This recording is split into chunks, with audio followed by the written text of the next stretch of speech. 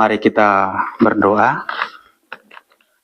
Bapa di surga, kami sudah memuji dan memuliakan nama Tuhan. Dan tiba pada saat ini kami akan mendengarkan Engkau berfirman melalui lidah mulut hamba-Mu. Oleh karena itu ya Tuhan, berkati hamba-Mu yang akan menyampaikan firman-Mu, dan berkati juga buat jemaat Tuhan yang akan mendengarkan firman-Mu. Pakai kami Tuhan, supaya firman-Mu ini memberkati hidup kami. Di dalam nama Tuhan Yesus kami berdoa. Amin. Shalom. Puji nama Tuhan. Kesempatan yang indah di minggu yang kudus ini, Tuhan masih memberikan kita kesempatan untuk beribadah, sekalipun masih keringat ya Bu ya. Itulah dulu keadaan kita, tapi setidaknya kita tetap berupaya untuk memberikan yang terbaik untuk Tuhan, memuji dan memuliakan nama Tuhan. Mari kita buka Alkitab kita yang dari Nats Pembimbing yang tadi, dari Markus pasal yang ke-8. Kita baca ya, silih berganti. Markus pasal yang ke-8. Bentar ya. Kita baca mulai dari ayat yang ke-27 sampai ayat yang ke-30. Markus pasal yang ke-8 ayat 27 hingga ayat yang ke-30. Kita baca secara bergantian ya Bapak Ibu. Saya akan bacakan ayat 27. Jemaat sekalian bacakan ayat yang ke-28 hingga ayat yang ke-29 bergantian. Pengakuan Petrus. Kemudian Yesus beserta murid-muridnya berangkat ke kampung-kampung di sekitar Kaisarea Filipi. Di tengah jalan ia bertanya kepada murid-muridnya, katanya, kata orang, siapakah aku ini? Mereka ada yang mengatakan ada juga yang mengatakan ada juga yang mengatakan orang dari para nabi. Ia bertanya kepada mereka, tetapi apa kata kamu, siapakah aku ini? Maka jawab Petrus, engkau adalah Mesias. Yesus melarang mereka dengan keras supaya jangan memberitahukan kepada siapapun tentang dia. Bapak Ibu yang terkasih dalam nama Tuhan Yesus Kristus, perdebatan tentang siapa Yesus itu sebenarnya tidak hanya muncul di sekarang ini saja. Dari zaman Alkitab, dari dulu sampai sekarang, selalu diperdebatkan. Ada orang yang mengatakan Yesus itu hanya sebatas nabi, Yesus itu hanya sebatas manusia, dan kita sebagai orang Kristen tentu mengatakan Yesus adalah Allah yang sejati. Saya mungkin kasih ilustrasi di antara kita ya. Contohnya Melinda ya kan. Punya teman ya Melinda. Punya teman di sekolah kan. Coba bayangkan sekarang kelas 3 ya. Kelas 1 ya. Ya itu ya. Kelas 1 SMA atau kelas apa kalau sekarang itu? Kelas 9 ya. 10 ya.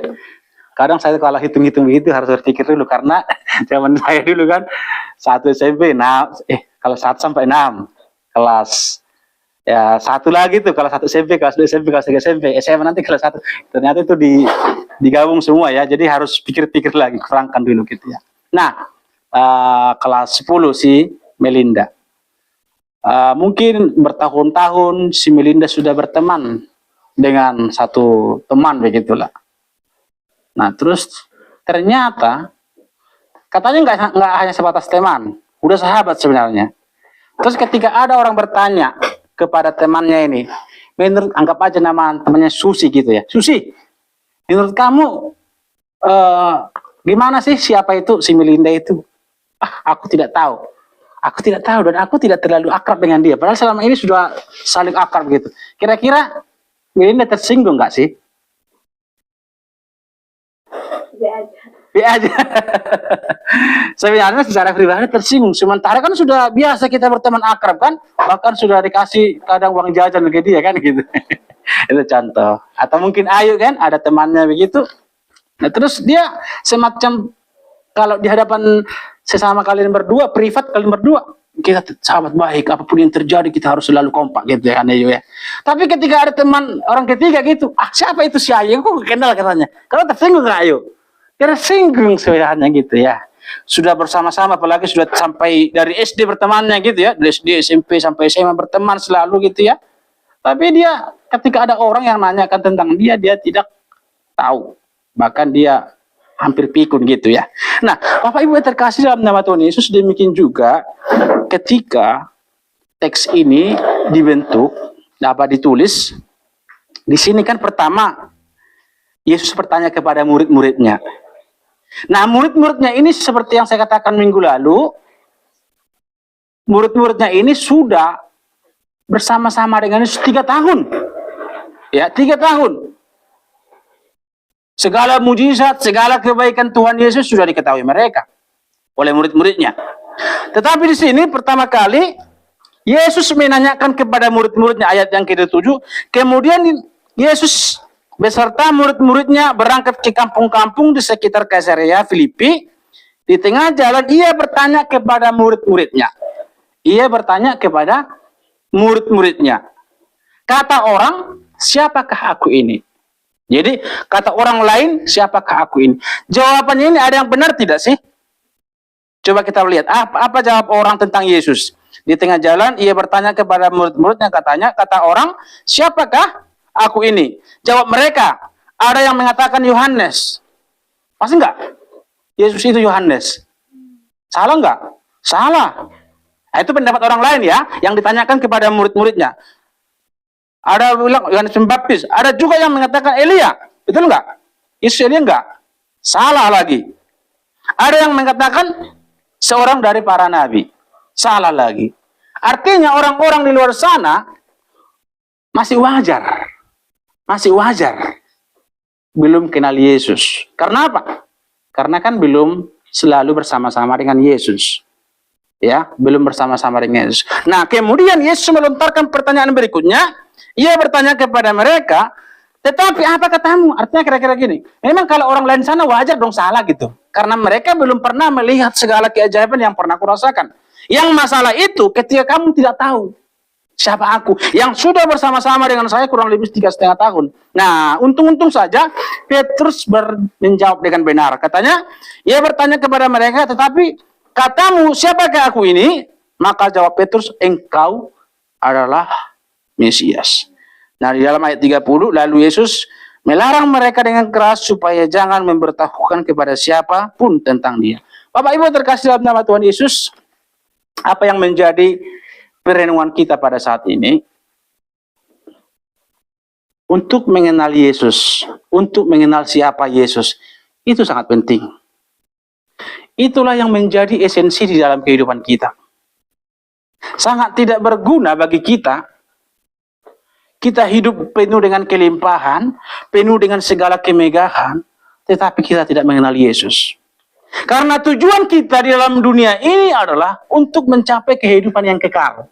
Amin? Kehidupan kekal itu surga. Artinya Bapak Ibu, kita nanti setelah kita mati, kita tidak akan berhenti sampai di situ. Kita itu bagian transit.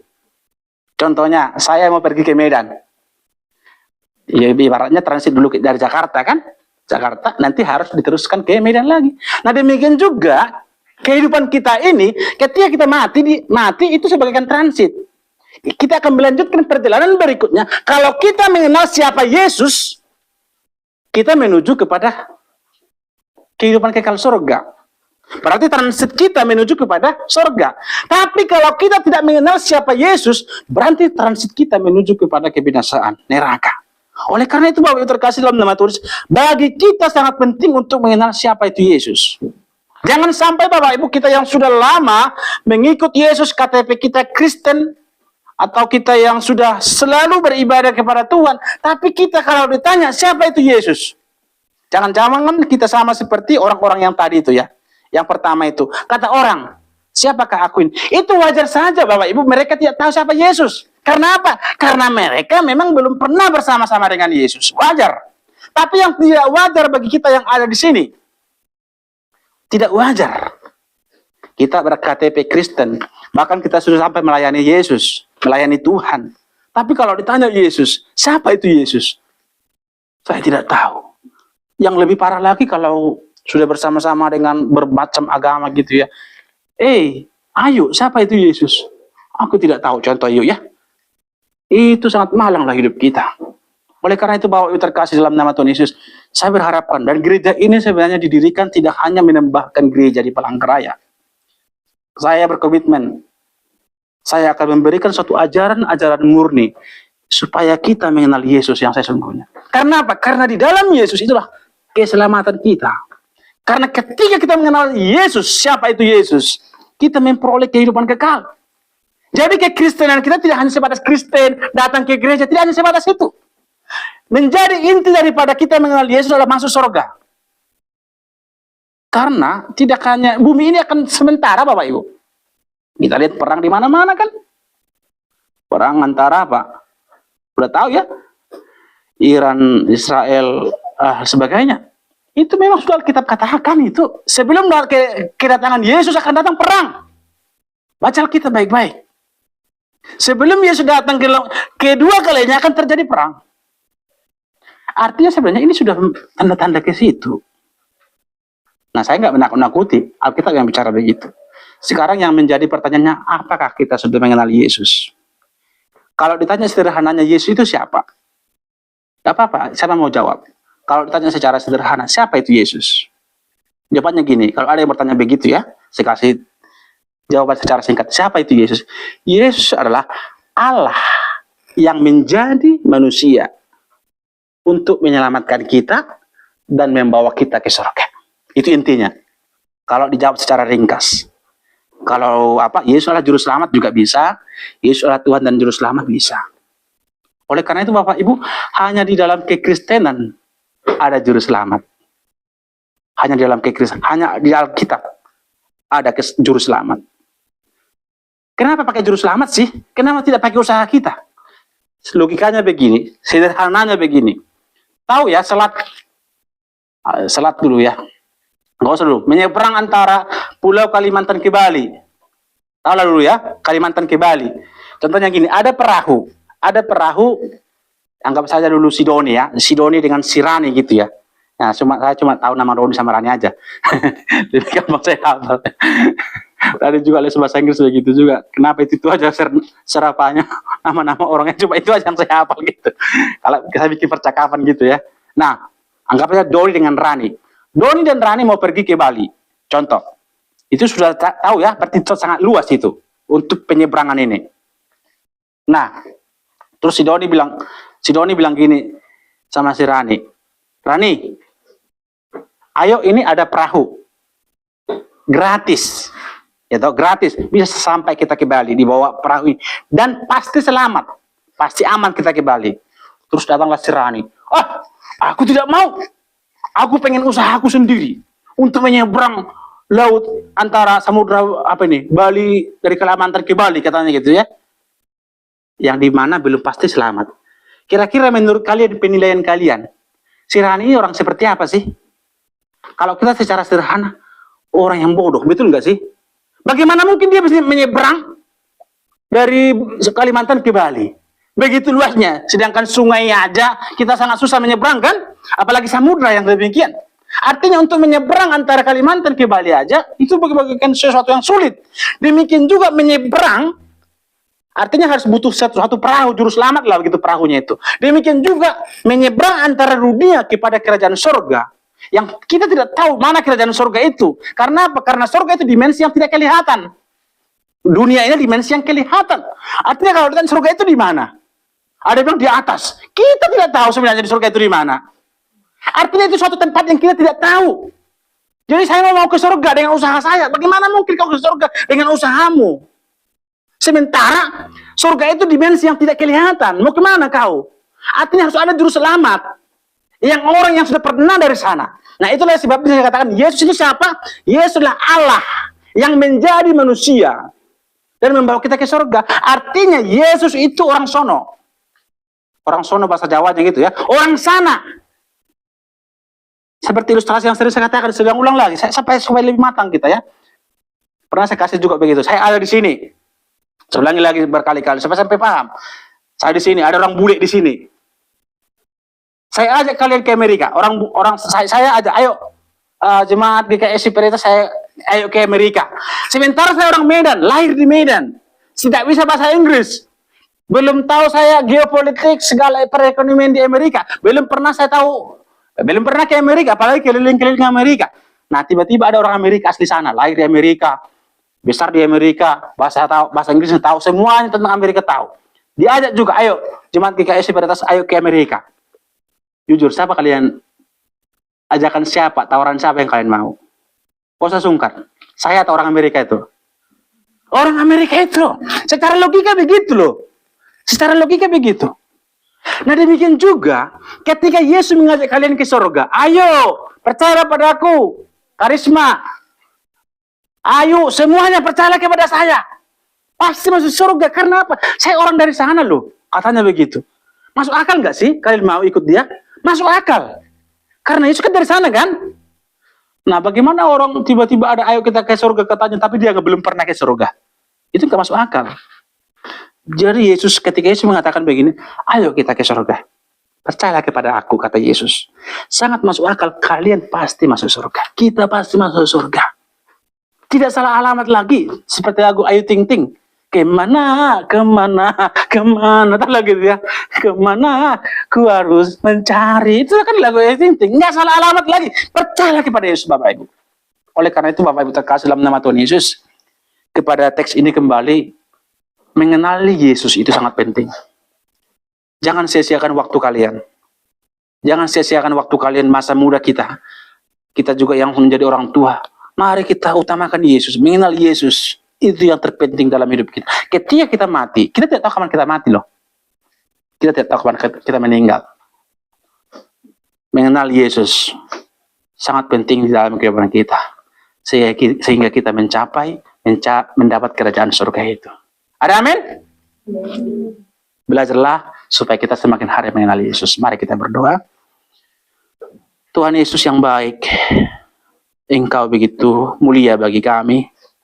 Lewat pemberitaan firman-Mu yang singkat dan sederhana ini, kiranya ini menolong kami supaya kami semakin mengenal Yesus adalah Allah yang menjadi manusia, yang memberikan keselamatan pada setiap kami. Terima kasih buat firman-Mu, kiranya ini memberkati kami. Di dalam nama Tuhan Yesus kami berdoa. Amin. Silakan.